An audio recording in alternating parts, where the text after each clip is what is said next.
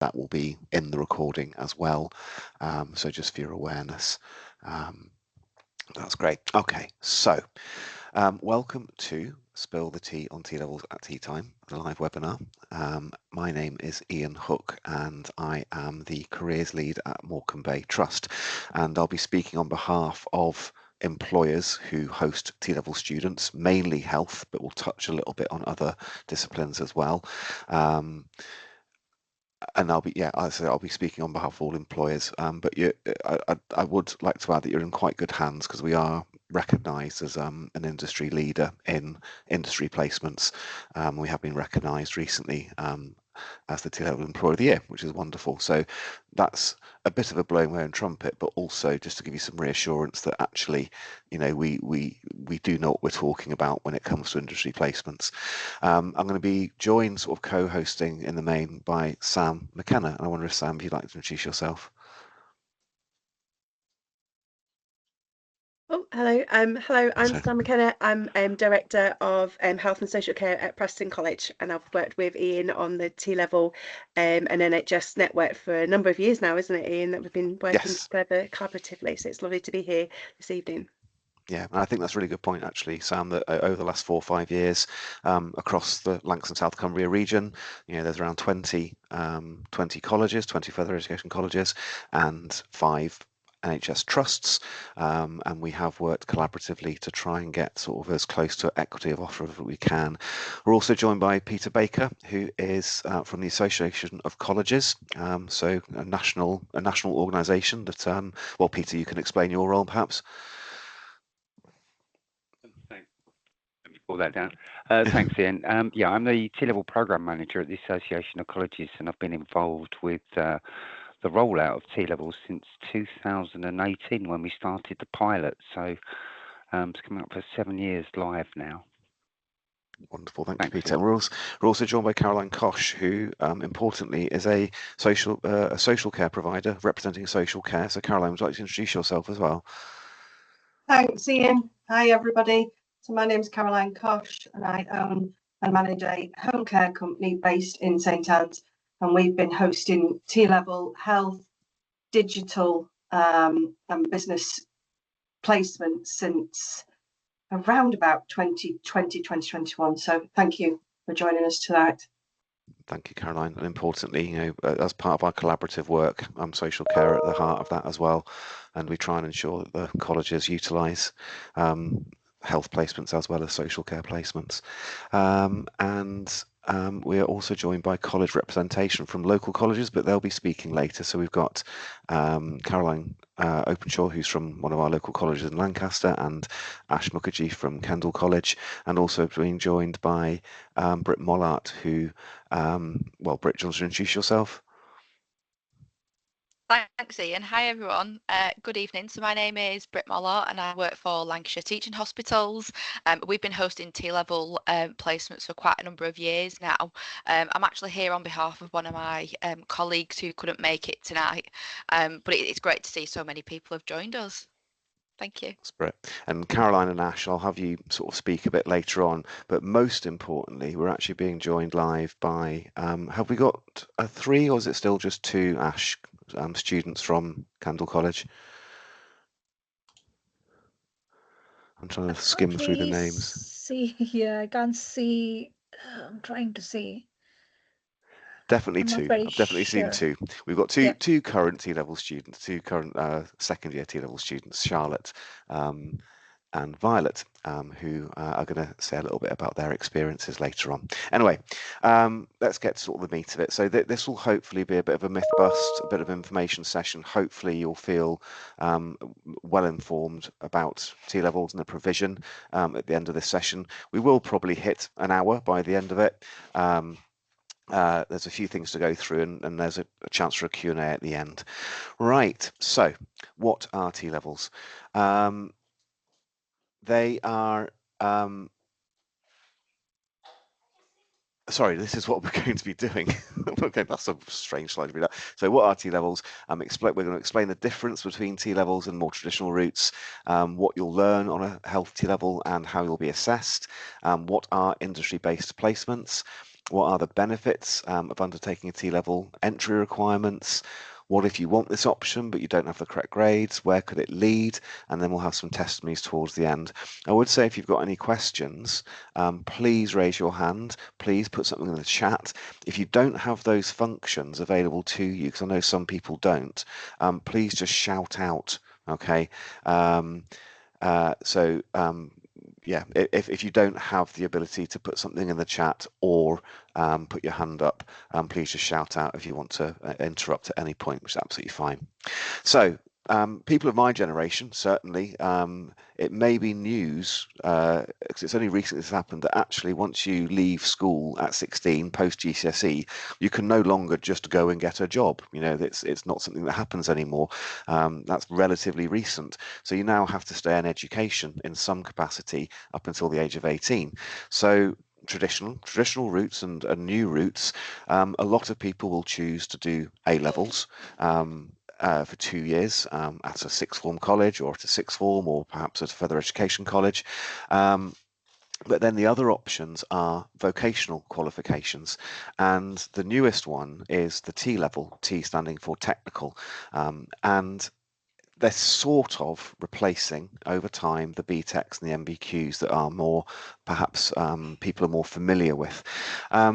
There's reasons behind that. One being, and the other option is an apprenticeship. Now, an apprenticeship is a job, but every apprenticeship has learning associated with it. So if you start an apprenticeship straight after GCSEs, yes, you are in a job, but you are also having to do an element of education. So you do remain in education post GCSE.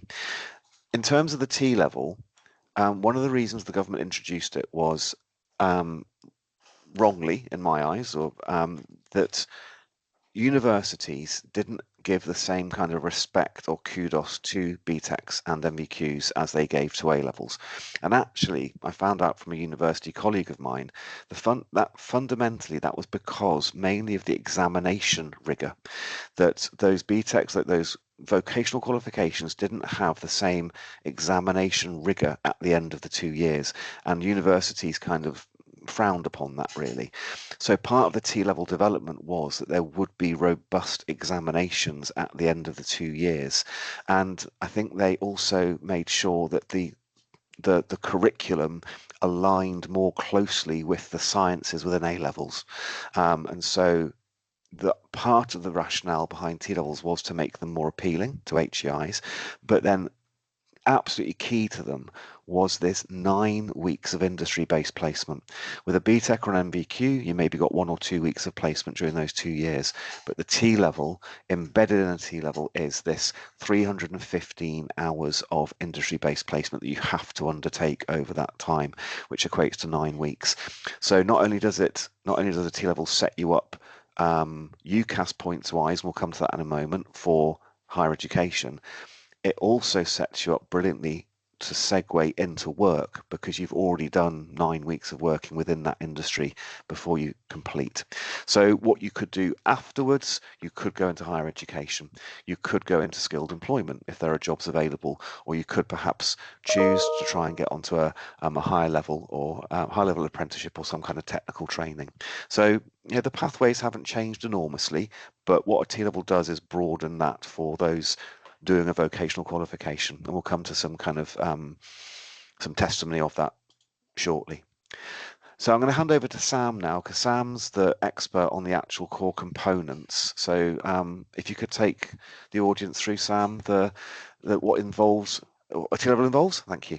Absolutely. So the structure of a T-level is the same in the principles across any subject area. So whether we're looking at health this evening, but whether that was one in construction or engineering or in digital or in any other subjects like that.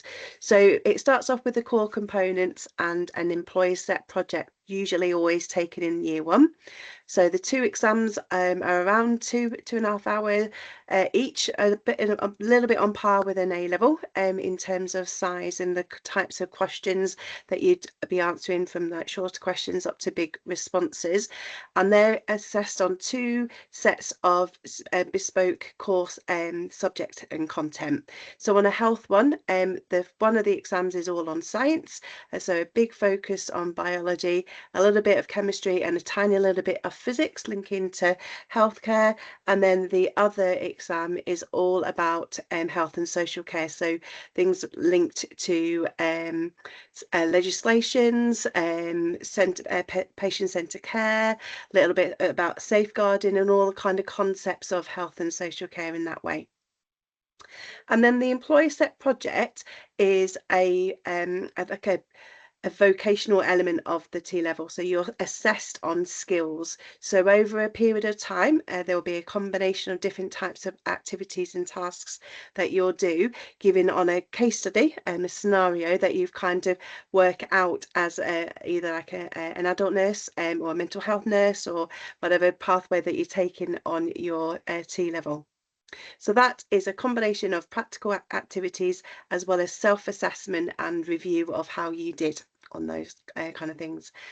And then in your year 2, you will do an occupational specialism in health. So that would be predominantly on your adult nursing or midwifery therapies, whatever pathway that you're taking with your particular college.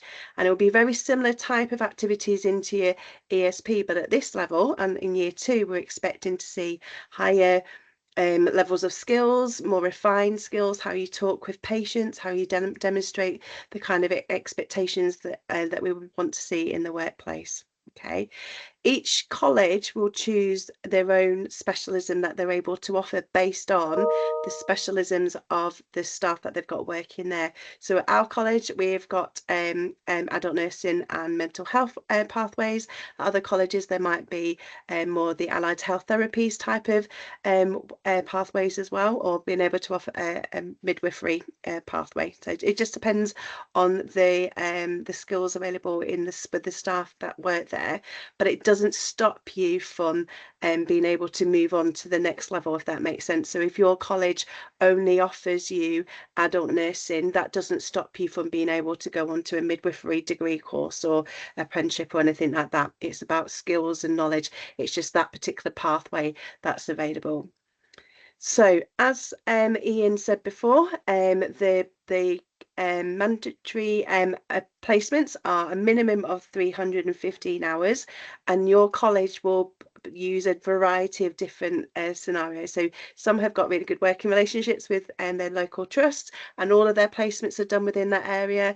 And then in other areas, you might do more work with social care placements and things like that. So it's just a variety there.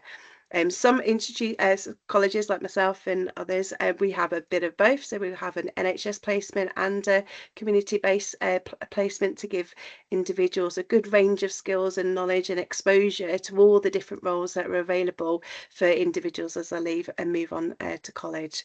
So in most colleges, it is a full-time programme. It was all classified as a full-time programme, and it may be 4 to 5 days of college a week, depending on how each college structures it. So everyone is slightly different, so you've got to just go with what the college puts through on that one.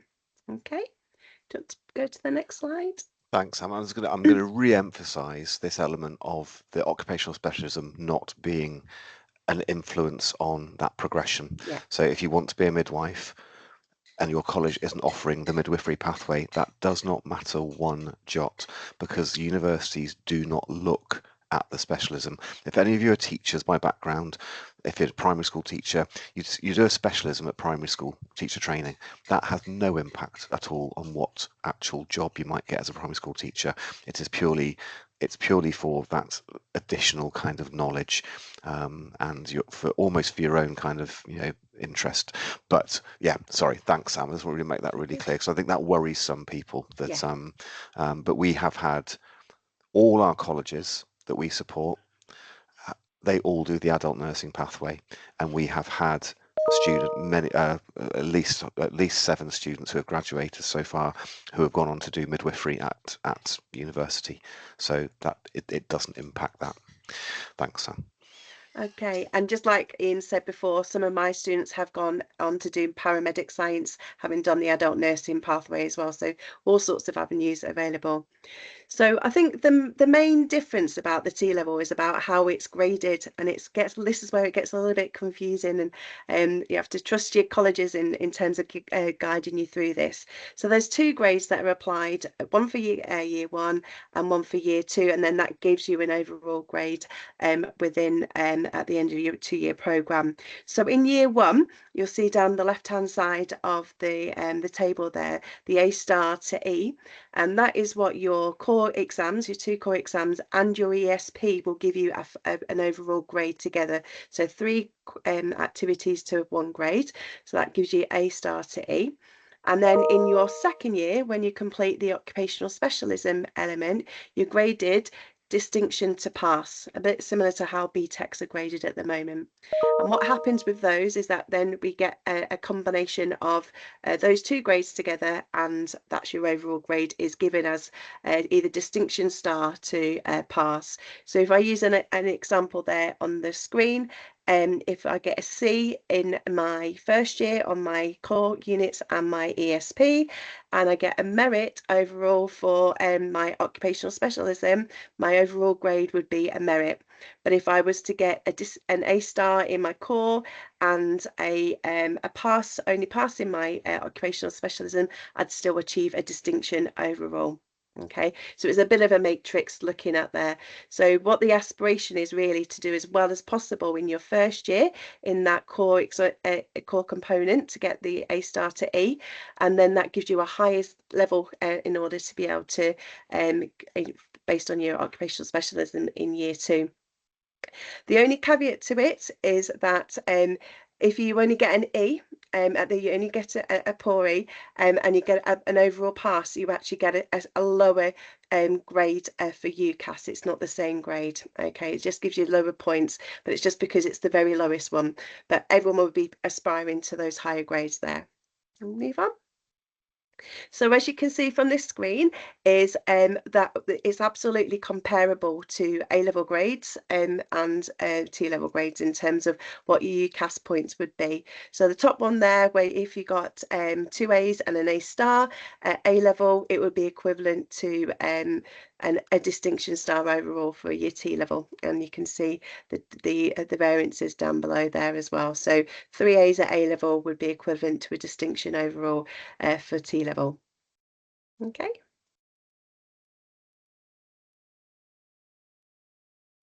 Shall I do the industry placement part? Do you want to do that? Yeah. Sure. Okay. So what does a placement involve? So I've already mentioned the 315 minimum hours over the 2-year program. So a T-level is a 2-year program, and the 315 hours translates to approximately 9 weeks. Now, every college, every provider, every employer will do this a bit differently. It might be in a block placement, it might be day release, or it might be a combination of both. At our trust, we do 3 blocks of 3 weeks. That's how we work. Blackpool tend to do day release or 2 days a week release. Britt, I'm not sure how genned up you are on what LTH do in terms of the placements. We do block placements. Yeah, 3 blocks of 3 weeks like us. Yeah.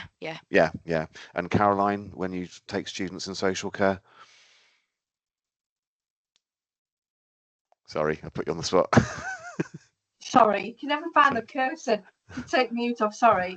We've done a mixture of 1 to 2 days a week and then block. Cool. And from experience, the block works really quite nicely. Yeah, I mean, I'm an advocate of blocks. I think you get that immersive experience, but it's down to the employer who's supporting and the college. Generally, it has to be fairly consistent for that college because they can't have some students out on blocks and some students out on day release. So it'll be consistent from the college's point of view, and there's always negotiation with the employer. It must be a meaningful work to demonstrate threshold competence in the chosen specialism. So many employers will ensure that the T-level students are very thoroughly trained up. So actually when they're on placement, it's not just observation, and I'll come to that in a moment.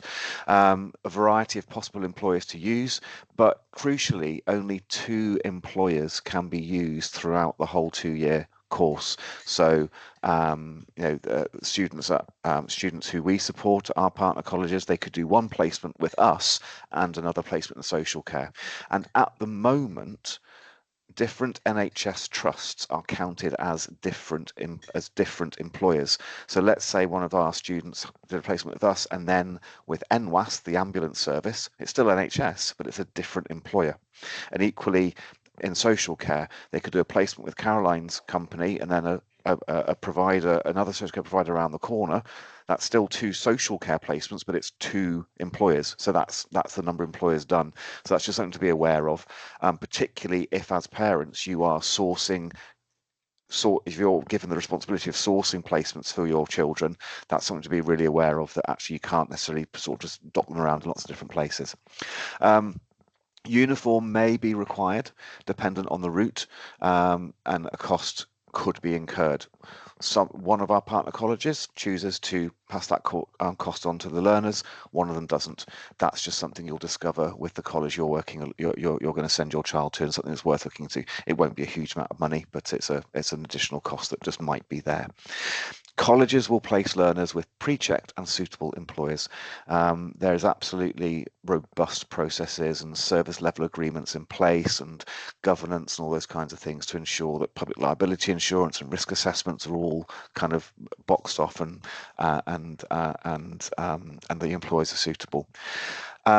Each employer should have a designated industry-based placement coordinator, and each college should have that as well. I know there's on this call there is Ash, who I work with from Kendall College, who is the designated sort of lead for me to link in with at the college, and equally every trust employer or social care employer will have someone who is that dedicated placement coordinator to some extent.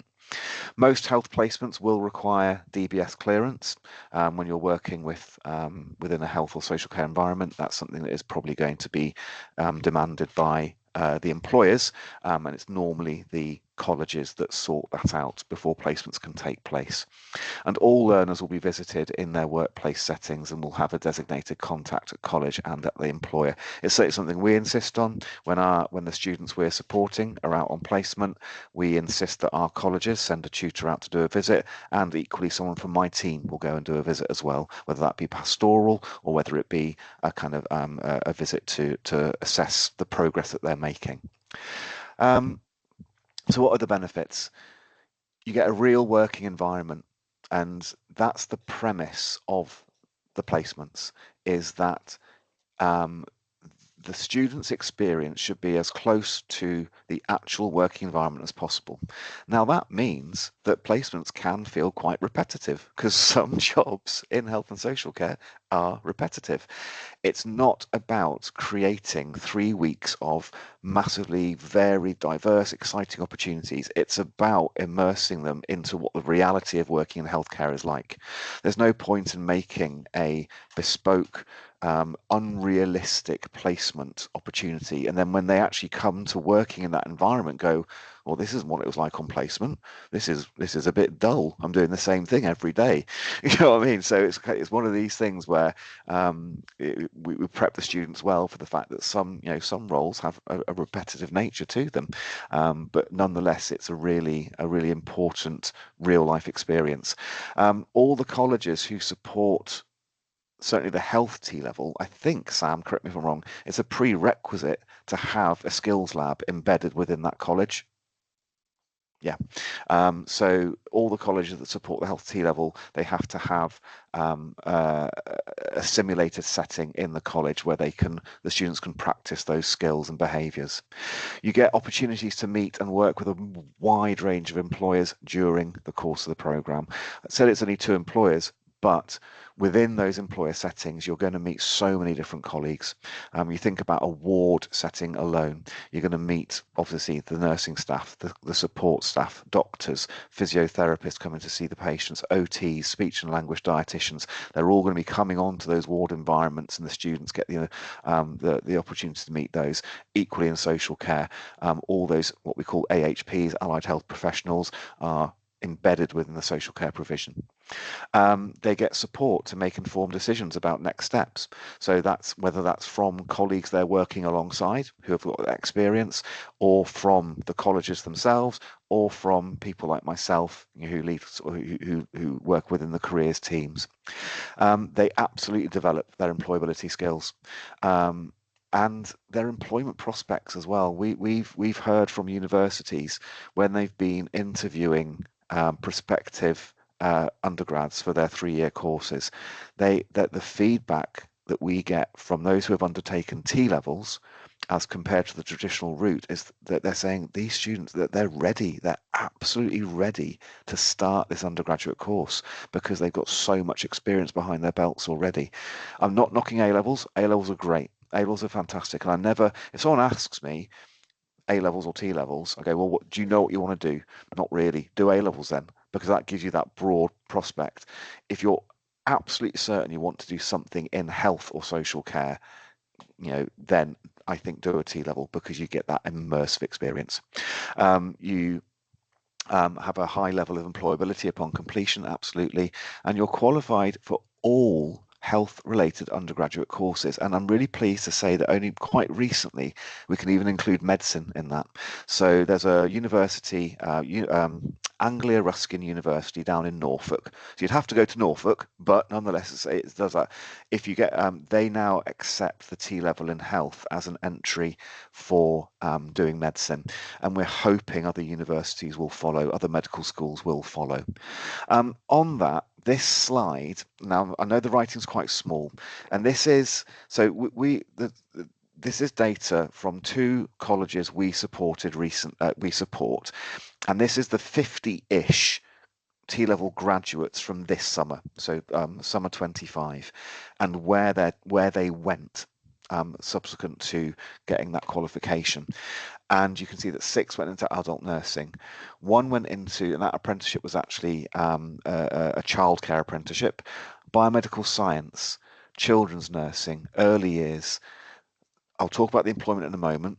1 with an EMT apprenticeship with the ambulance service. 1 went into equine science. So you don't have to stay in health. You can follow your passion, but equine science, wonderful.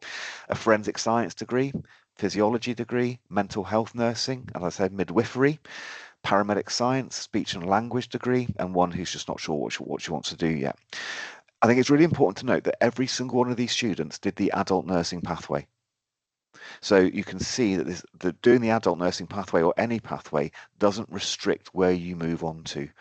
The employment, interestingly, all 9 of those went into employment with social care.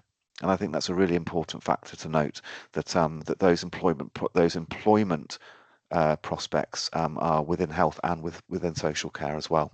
And this is reflected kind of nationally a little bit. I think actually nationally, the into employment sector of that pie chart is larger. I think Sarah Herden, who's on the call, will be able to correct me, but I think from the 24 data, it was more like about 1/3 or 1/2 went straight into employment. Sorry to put you on the spot, Sarah, but I can't remember what that figure was. I'm not sure Sarah wants to speak. She might. Mouthful of pizza. Sorry, Sarah. I'm so sorry. I'm so sorry. I can't remember off the top of my head either. I'm just on my phone. I think for health in 24, it was around 60% into uni, and then the rest were largely employment. So I'll find figures. That sounds about right to me. It was less than half, but more than 1/3. So about 40% sounds about right. So I just thought it was an interesting thing to see. So and I know that in the previous year, we had people going to radiography. We had people going into dietetics. We had learners going into other areas. So the range is really there. I'm going to hand over to Sam for this bit, because it's back to sort of college things, if that's okay. Thank you, Sam. Okay, so each college will have its own entry criteria, as it would do for A levels and BTEC and vocational qualifications and things like that. So it's best to always check with your local college as to what the specific entry requirements. You will generally need both your maths and English at grade 4, if not a 5, and above, in order to be able to go on to that. And then around at least 5 other GCSEs at grade 4 or higher, and some colleges again will have maybe expectations of 5s or 6s in there. Okay, so if you don't get those grades, there isn't the entry to T level isn't always cut off. So most colleges will have some form of like transition program or a 1-year program to support you to progress towards your T level, whilst also undertaking your English and maths if that's what you need to resit in order to be able to make that entry.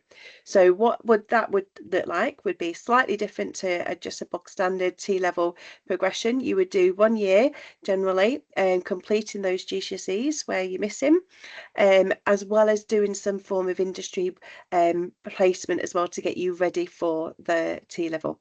So there'd be some form of qualification made generally at level 2, depending on what the college is and what they're able to offer as well. It will be differ from college to college, and then that industry placement is the key part of it to get you ready for what you'll get to experience in your T level year. After that 1 year, and you've been able to resit your GCSE maths and or English and make your progression up to the T level, you'd then complete the 2 years, as we've just discussed there before. So you do your core exams and your ESP in year 1, and then your occupational specialist element in year 2 with your 315 hours on top of what you've already done in year 1, if on the transition program, separate for the T level. Thanks, Sam. I think it's worth, I think we mentioned it at the very beginning, but I don't remember. T levels at the moment are for 16 to 19-year-olds. There are some pilots in other parts of the country where they're allowing up to 25-year-olds. So there might be some parents thinking, I want to do a T level, and but sadly it is just 16 to 19-year-olds. So you can't necessarily take a couple of years out and then come back and do it, because you have to complete it by the time you're 19. Is that right, Sam? That is absolutely right. So if Yeah. you did need to do what the government called a transition year, an additional year before moving on to T level, you'd finish at age 19 and be able to enrol onto your T level at 17, but you wouldn't be able to do that at 18 or 19-year-olds. If you've been to some FE colleges, you can start at level 1 and progress upwards, but a T level is exclusive for that 16 to 18 bracket. Thanks, Sam. Right, I am going to play this because you're hearing us talking lots, and we have got testimony from live students, but this is testimony. The reason I play this is because this is students who have done placements within my trust, because that's where I can get this information from, but they're talking about the support from staff. And I think some parents worry about having their loved ones go into an environment and not be looked after properly. So this, I think, will maybe allay some of those fears. Is the volume there? Can we hear it? The music? Yeah. All been amazing. They have been so supportive. They've told me everything that I need to know and gone above and beyond with absolutely everything. They've been amazing. Oh, amazing. They've been great. They've been really lovely. Like, within the first 2 minutes, I felt comfortable. It's been great. I've really enjoyed it. They've answered like all the questions I've asked them, and they've been really supportive. The staff have been very good with me. They've been really welcoming, and they've been quite helpful in explaining what's going on and what to expect, but also helping me understand how to negotiate the building and where to go for food, and quite just really nice with me. Yeah. They've all been absolutely lovely. They've helped me out wherever they can. They're very patient, obviously, because of the odd thing I don't know how to do, but yeah, everyone's been very nice and supportive. My mentors have been great. This is my second time on the ward and I couldn't be happier. They've been really good. They're all really nice. Yeah, really nice and supportive. Yeah, definitely. Everything. Been dead welcoming. They'd help me with everything and not mark an S on. Yeah, really good. Any questions and worries or things you're curious about, they'll all answer fully. Really good. They were all really welcoming when we first arrived. so I think that made it a bit easier to start the placement in like a new place. But yeah, they're all quite supportive and they're all like want us to get involved with everything, so they all ask us to do activities and stuff. Oh, they're really supportive, like they're funny and they want you to participate as much as you can. And yeah, I like sharing that because it's genuine stories from students. But if you were perhaps looking at the range of placements that the students are getting, theatres, all manner of wards. Ward 16 is a gynae ward. Then we had estates, students who are doing the engineering placement in estates, and so a real range of opportunities there. So we're actually now on to testimonies, and it's a chance for me to invite some T-level students to talk, but whilst they're thinking about what they might want to say, I'm actually going to introduce Caroline Openshaw and Ash Mukherjee, who are representatives from the college, and I'd like them just to speak a little bit from local colleges that we support, just a little bit about the collaborative nature of the work between your college and the trust that you engage with, and then we'll bring in the students after that, if that's okay. Ash and Caroline. If I start with you, Ash, because you're on camera straight away. Brilliant. I'm going to stop sharing so we can see you properly. Thank you. Hi everyone. So can you all hear me? Yes, we can, Ash. Thank you. Right. Okay. So I'm the careers lead for Kendall College, and thank you for joining us today. I've had the privilege of working closely with the trust for the last 3 years.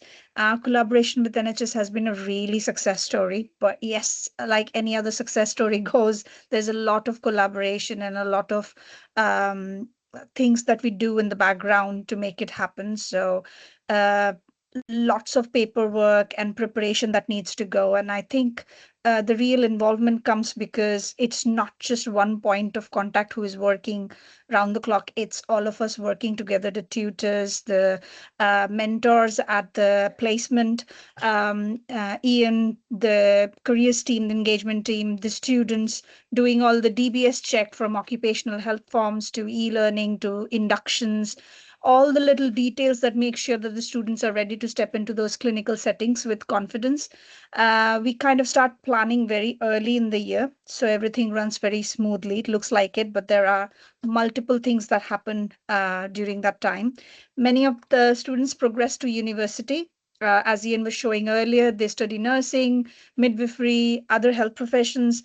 Some go into full-time roles or apprenticeships. Many have then progressed to NHS as well. The strength of our partnership has also been recognized with the trust winning the T-level Employer of the Year 2 years in a row. So I definitely feel that at Kendall College, we are incredibly proud of what the students achieved. And this little video was showing, and I was just looking at the students and thinking, she's talking about this and they are talking about that. And it just made me feel so great that that was a really, really great testimony. I need to say that to you. Thank you, Ash. That's lovely. And it's, so Caroline, Ash has touched on the preparation prior to it. Can you just maybe talk more about the impact of the placements that you see when the students come back to college after having done a placement, and how that's impacted them? Thank you. Yeah, I'd just like to echo what Ash said. The collaborative relationship is fantastic with the NHS. The students feel really supported. Ian comes and does an induction. They have manual handling training before they go out, infection control training. So they're very, very well prepared. And I've been out this week. My second years are out on placement for a 3-week block. I've been out visiting them all week, and I'm so incredibly proud of how they're getting on. They're very well supported by mentors in the setting. You know, I went into the cardiac centre on Tuesday, and one of my students is in there getting involved, observing, supporting patients, doing observations, and of course under supervision. But is having a fantastic experience. And when they come back to college, they're absolutely buzzing with the things that they've seen, the things that they've learned, the skills that they're developing. And when they come back into the ward, you can tell the confidence that they've developed. and they use that for their assessments in year 2, the practical assessments that they've got, and that's why they do so well, you know, because they have all this experience. I'm a big advocate of the T-level, also the relationship that we have with our social care settings. We have placements with NWAS and the local trusts, and it just works.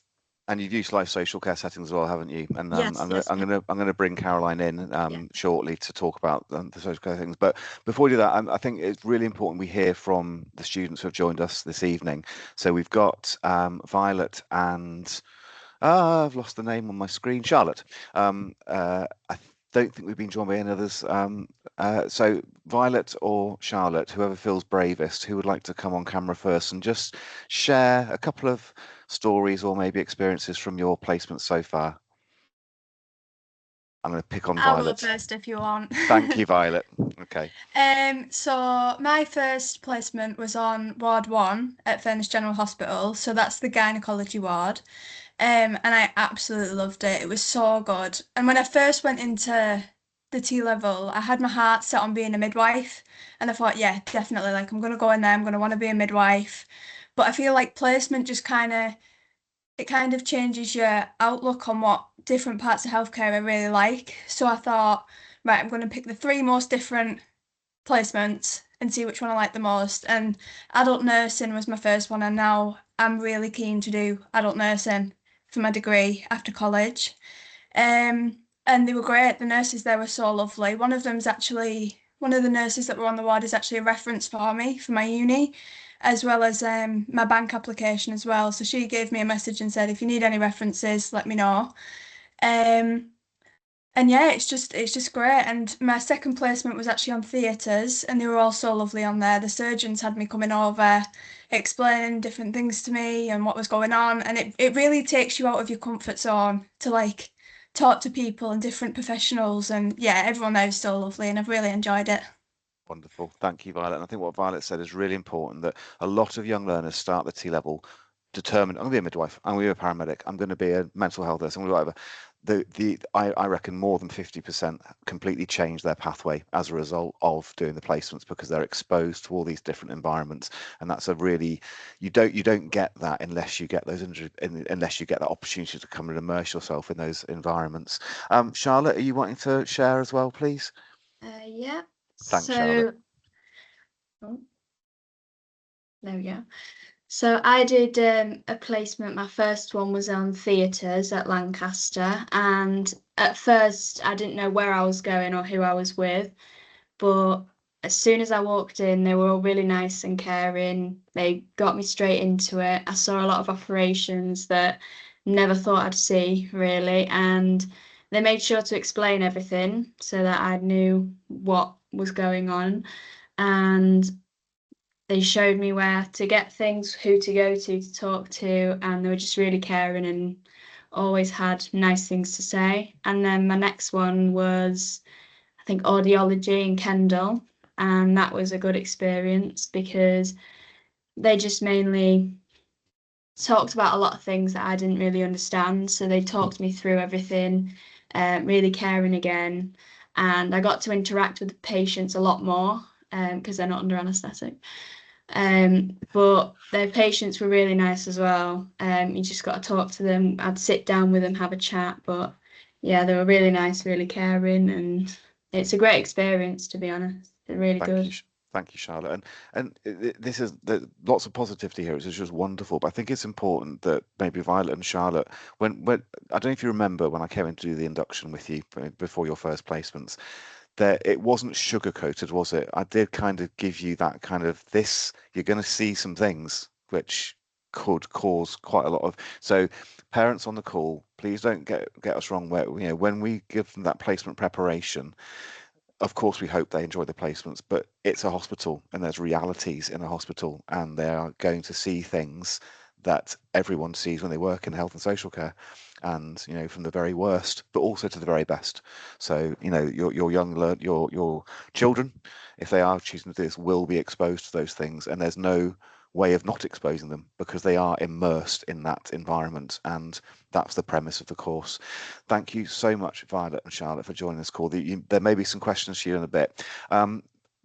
in terms of the agenda, it's kind of me next. I'm going to be very quick because I've said a lot. Essentially, as a trust, we do this. We support 150, 140 health students a year now, and we do it because we want to support the local workforce. We want to be an employer of choice. We want to offer these young learners the opportunity to stay with us. We want to retain them if they want to stay with us. So we offer bank work, which is a bit like supply teacher, but bank work is they can apply for that and then start working within the trust as a bank support worker whilst they're doing their placements. And then we support them with the applications. I don't know if Violet or Charlotte have applied for it, but I came in and gave a talk about how to do the applications. And equally, if they want to get a job or an apprenticeship with us, we will as a team encourage that. And that will be the same across all the trusts. We want to retain this young talent. We want to retain, and if they choose to go to uni, wonderful. We hope they come back to us in the future. But we as a trust support it because we want to ensure that there's that talent pipeline being supported. Caroline, I'd love to bring you in now from a social care perspective, if that's okay. Thanks, Ian. Can I share a couple of slides? Of course Ian? you can. Yeah. Are you comfortable to? I haven't got them, have I? So you're going to have to share them from your end. I'll have to do it. Sorry, hang on. I just thought sometimes it's quite nice to see a share. You've got now, there's only 2 slides. This one, social care works in conjunction with health. Can you, you've got that, yeah. We can see that, thanks Caroline, Yeah, thanks. I wanted just to share that there's a lot of misperceptions around social care out there, and I feel really passionately, as Ian and colleagues on the call will know, about changing that, but B, educating people about the fabulous sector. So we do work in conjunction with health, and it's not all about supporting people with personal care. There are a range of different activities and experiences students can get in social care settings. I'll just move on to the, has it brought up the, hang on, the next slide now? It has, but the images haven't loaded yet. Oh, I think they're loading now. Yeah, they're loaded now. Yeah. Sorry, thanks. And that's it. There's only 2. I just wanted to highlight the sort of the experiences that students will have, and from my experience of working with my local college and now 6th form, the students have come to us prior to going to a trust, and it's really worked well. Building confidence, speaking to a wide range of people.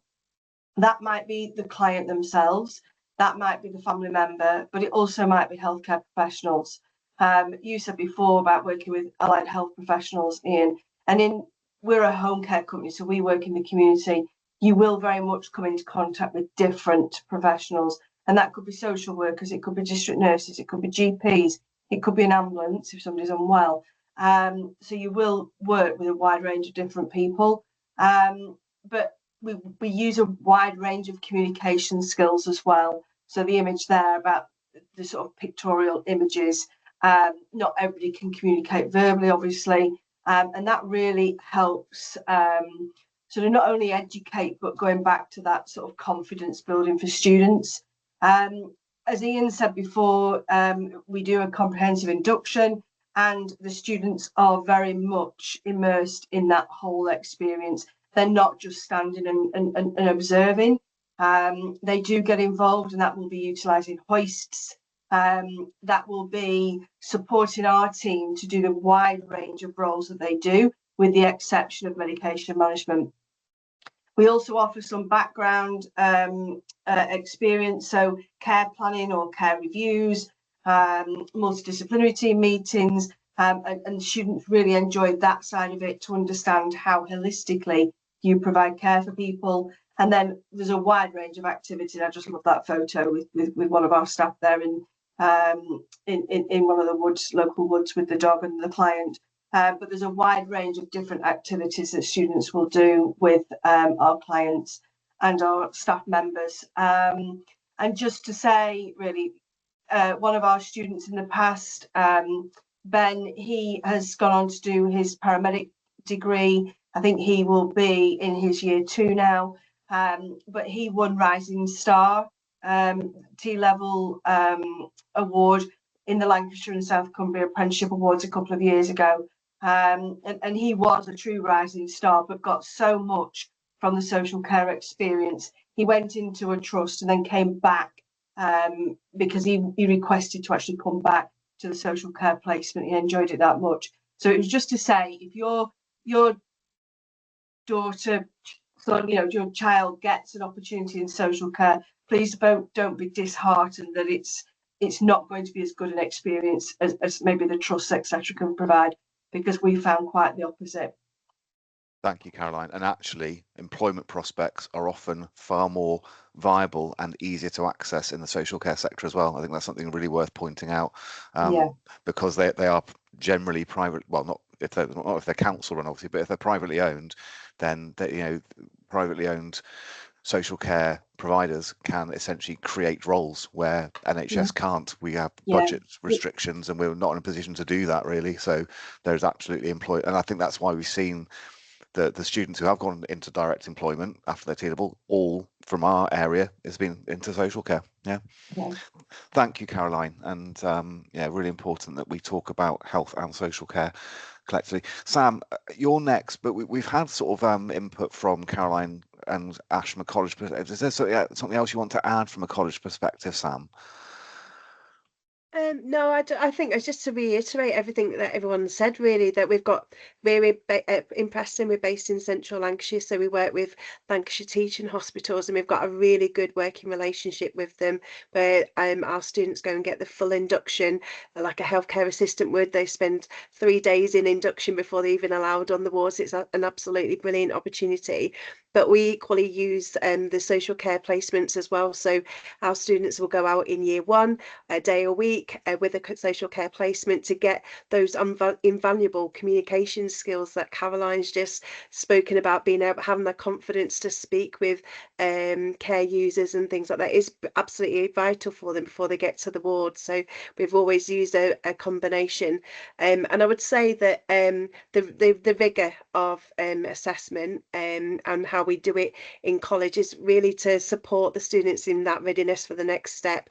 It is a chunky qualification, and there's no way to get away from those 2 exams if you're not examined like friendly, if that makes sense, if they scare you a little bit. But the balance of having that work placement, but then being assessed on your skills and knowledge and behaviour that you develop on your time in the programme is invaluable. And I know from students that have moved on to degrees or degree apprenticeships from our provision, the value of what they've learnt on the T-level is immense in comparison to a student that's done a BTEC or gone for an A-level route and gone on to the same programme. The experience they're taking with them from the T-level is just absolutely amazing. They've literally done most of the first year of a degree programme on the T-level, so they're there, they're ready, and they're the shining stars that the universities will see when they move on. It's an absolutely brilliant course. I'm an absolute advocate for T-levels. Thank you, Sam. We have got time for questions. I wonder if people are formulating that. They might want to put them in the chat. And whilst people are maybe thinking of any questions they might have or putting something in the chat, I'm going to bring in Peter from the AOC because I know that he likes to sort of be an advocate for T-levels, and there may be things he wants to add that haven't been mentioned yet. So, Peter. Yeah. Thank you, Ian. I think we've covered it pretty much. Everybody's covered it, but there's a couple of things I would like to add. I am such an advocate of T-levels as well that my daughter's just started one and is absolutely loving it. So there's testament for you. What we haven't mentioned, Ian, was the guaranteed interviews. Oh, yes. So that's a really good point, Peter. And I can only speak for my trust. And everything I've said isn't necessarily replicated, but is certainly, that equity of offer across the South Cumbria region. We would hope there's something very similar happening. And within our trust, we have now secured guaranteed interviews for any T-level students who are wanting to apply for an entry-level job or the nurse associate apprenticeship. And I've already mentioned that we have a permanently open bank vacancy for T-level students to apply to as well. That guaranteed interview for roles and nursing associate apprenticeships is something all of my colleagues within the other trusts within the area are hopefully are looking into. It's not always their decision, they have to talk to people, but yes, that's something, Peter, that we're very proud to have achieved this year, but I can't say for sure that it happens in all areas, but it's something we'd all hopefully aspire to as well, because that retention of these learners is really, really important. Thank you, Peter. Sorry, and you also mentioned Anglia Ruskin University and access with a health T-level to go on to their medical suite of qualifications. I'm just probably worth sharing this because Anglia Ruskin University, what they wanted to do with this was to widen participation, hence opening up to T-levels. And when we were talking with Dr. Simon Cork about this at the beginning, he was saying that graduates are coming out from university and they're not a scratch on T-level students because while they've got all of the academic qualification behind them, they don't have any of the practical experience. And we're talking about guaranteed interviews as well. There's what Anglia Ruskin University are going to be doing for any T-level students. They'll offer a summer school, which will be free to attend. And then on the back of that, if you've attended that summer school, you're guaranteed an interview for one of the medical qualifications as well. So it's just something to park. Thank you, Peter. Really valuable. Habib has put a question around the V level. Now, that's very, very new. I am aware of it. My understanding and take on the V level introduction is that that's actually to replace the BTEC, and it'll be a less academically rigorous course and more aligned. Oh, you're shaking your head, Sam. Sorry. Less academically rigorous than the T level, perhaps. And perhaps more aligned to, sorry, Sam, you're probably far better placed to talk about it than I am. V level.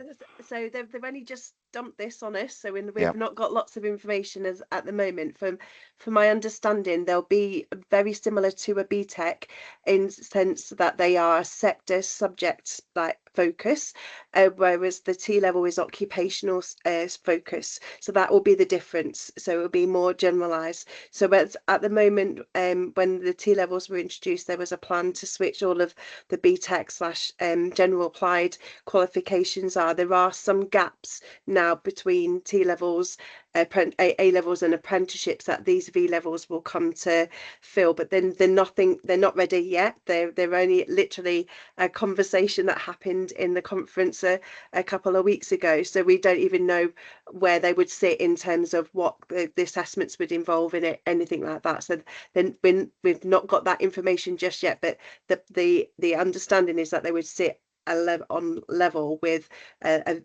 well, they're calling it the VAT, so there would be a T level, an A level, or a V level would be, and they sit on exactly the same plinth and level. Thank you, Sam. That's really helpful. Habib, does that answer your question? Have you got something else you wanted to add in? You got your hand up. Yeah, thanks for the opportunity for this conference, but also my question. Thanks for the V level answer as well. But my question is around the assessment with the employer. Who does the assessment? That's a really good point, Habib. It's the college. Although it's an employer set project, the employer does not set the project, and the employer doesn't assess the project. Is that right, Sam? Yeah, so it's the awarding body. So they set it as if if they're working in an employment sector, a situational scenario, but it's actually recorded, and evidence of what the learners complete in those assessment windows is sent away to the awarding body to be assessed, and then the grades come out. So the grades come out on exactly the same day as A level grades do every academic year. And although it's called the employer set project, actually the employer has very little input into it whatsoever. It's a bit of a misnomer, really. But thanks, Sam. Sam Jonas, your hand was up and then went down again. Do you want to come in, or? Yeah, thank you, Ian. I was Thanks, Sam. inspired by hearing all of the other colleagues talk about the fantastic benefits of a T level. And there's just one thing I think that was missed. I just wanted to add Of in course. the last few minutes, and I think it's the benefit for health and social care colleagues themselves. By having Yep. students on the placement, they're developing their mentoring skills, their leadership skills. So as much as it's to support the students, which is obviously the primary aim, it's giving back to the organizations as well and supporting those organizations in the local area to be the best they can be. So it's a nice synergy there. You're Just absolutely right, wanted to Sam. And actually, within our organisation, we've trained about 140 support worker colleagues, mentor training. So a full day of training. They come in and they're taught about T levels. They're taught about what being a mentor is. I'm hoping Charlotte and Violet might have come across one or two colleagues that have done that mentor training and got looked after. Certainly theatres. Were you in theatres in Kendal, either of you? No, both theatres in Barrow and in Lancaster, right? Okay. There are certainly colleagues there who have had the mentor training, I know, but there's one particular colleague at Kendal who's a massive advocate of that mentor training. But yeah, wonderful. Thank you. Does anybody have anything else they'd like to ask? Anything they'd like to add? Britt, is there anything from your side that you'd like to add? Obviously, we worked collaboratively for a long time on T levels, and I've not brought you in, but I don't know if you want to be brought in. Yeah, no, thanks, Ian. To be fair, you've covered everything, so there's nothing else additional from me, but you've done a fab job with making sure that they've got all the information that they need. Thank you. Oh, amazing. Right, we are 2 minutes over time. I'd like to thank everyone for joining us. I'll be sending out the recording of this, and very best of luck, Charlotte and Violet. I'll be seeing you on placement in January when you're next out, and I'll be looking forward to saying hello, and hopefully you'll enjoy those placements. And for everyone else, have a lovely rest of your evening, and thank you again for joining us. Take care.